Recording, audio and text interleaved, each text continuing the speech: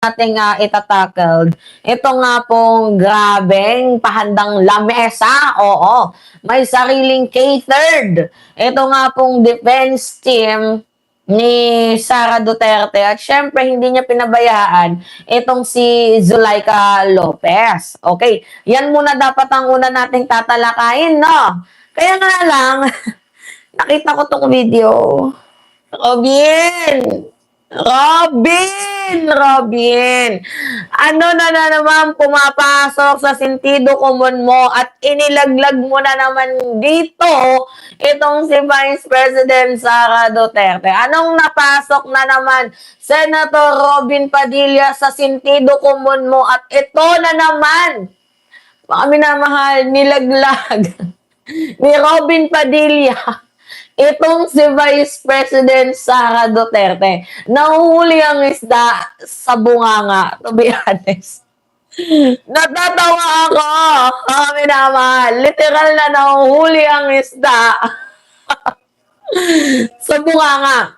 Ano yung sabi ni Robin Padilla? Meron siya sinabi, papakita natin sa inyo mga minamahal. Nagkaroon kasi sila ng discussion, oo, dito ni attorney. Sabi niya dito, kapag ang isang taong may kaso, dapat harapin. Kapag ang isang tao daw ay may kaso, mga minamahal, dapat daw po itong harapin. Nanggaling na mismo kay Senator Robin Hood Padilla. Sen, sa bibig mo na nanggaling ha, kapag ang isang tao ay may kaso, dapat nating ito'y harapin. Okay? Nanggaling na sa bibig mo, so bakit hindi humaharap?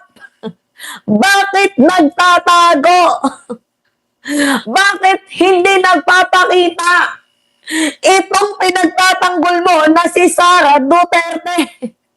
Diba?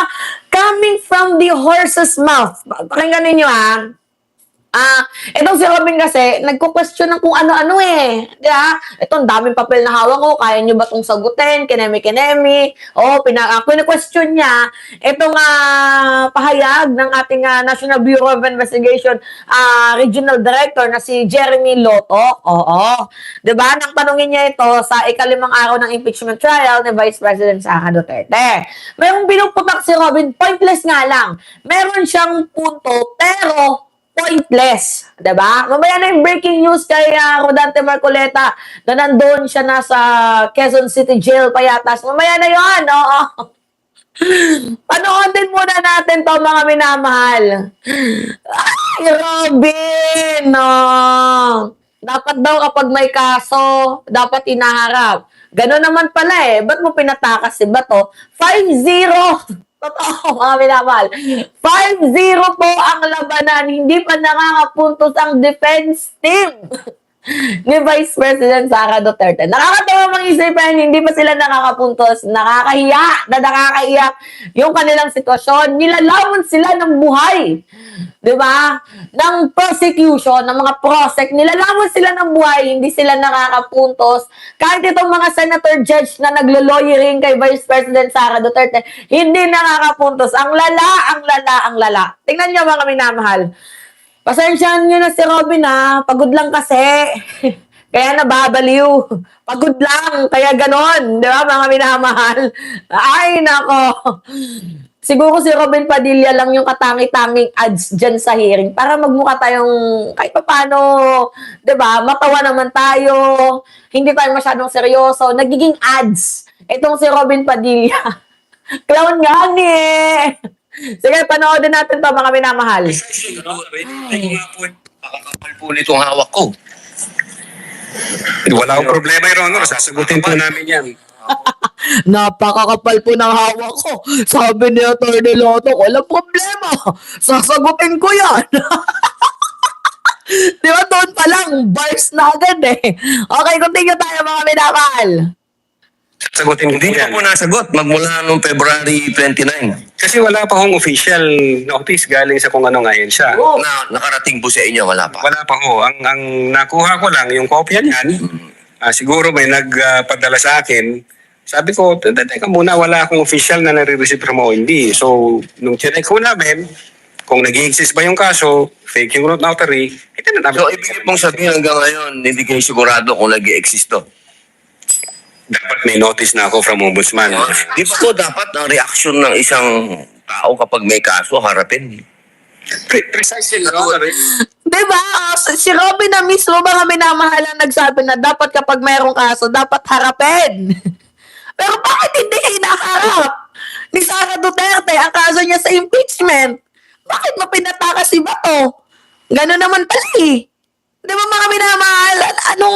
Anong kabobohan to? Nanggigigil ako, Robin. Ulitin natin. So, nung chinek ko namin, kung nag-i-exist ba yung kaso, fake yung notary, ito na namin. So, ibig mong sabihin hanggang ngayon, hindi kayo sigurado kung nag-i-exist to. Dapat may notice na ako from Ombudsman. Di ba po dapat ang reaksyon ng isang tao kapag may kaso, harapin? Precisely, Your Honor. Hinihintay ko nga po yung notice from Ombudsman. Pag meron akong notice Wala ng po kayong Ombudsman- notice hanggang ngayon? Wala pa po, Your Honor. Yun nga ang inaantay ko kasi sasagutin namin kasi meron po kaming certification na fake yung notary. Inaantay ko po, Your Honor.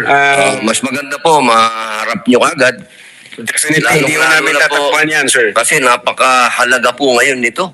Yes, sir. Oo, ito po ay ang pinag-uusapan natin dito ay napakahalaga.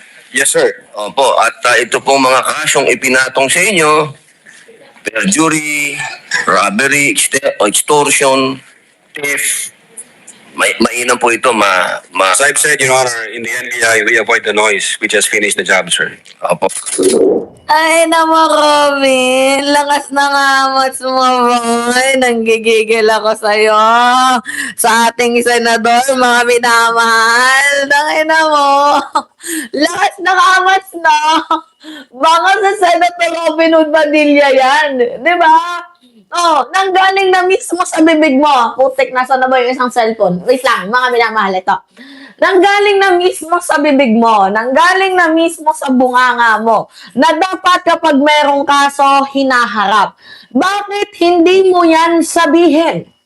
Di ba? Kasi kung ako yung magja-judge, bago ako magsalita, iisipin ko. Oo, iisipin ko kung may matatamaan ba ako or wala. Kaso si Robin, harap-harapan niyang sinabi.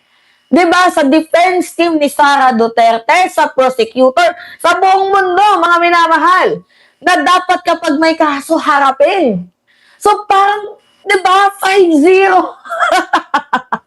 5-0 ang labanan. Gets ninyo? 5-0 ang labanan, mga minamahal. Wala na. Nilalamon sila ng buhay. Oo, nilalamon sila ng buhay, mga minamahal. Nilalamon sila ng buhay na nakakahiya. Nakakahiya. Itong si Robin, ads lang talaga yan sa Senado. Yun naman pala coming from the horse's mouth. Kapag may kaso, dapat inaharap. Bakit hindi nakakapunta dyan si Vice President Sara Duterte? Bakit mo pinalaya si Bato? Diba? Ganon naman pala eh. Kapag may kaso hinarap, yun naman pala eh. Coming from you. Diba? Bakit sila tumatakas? Diba mga minamahal? Ay nako, nanggigigil ako. Ngayon,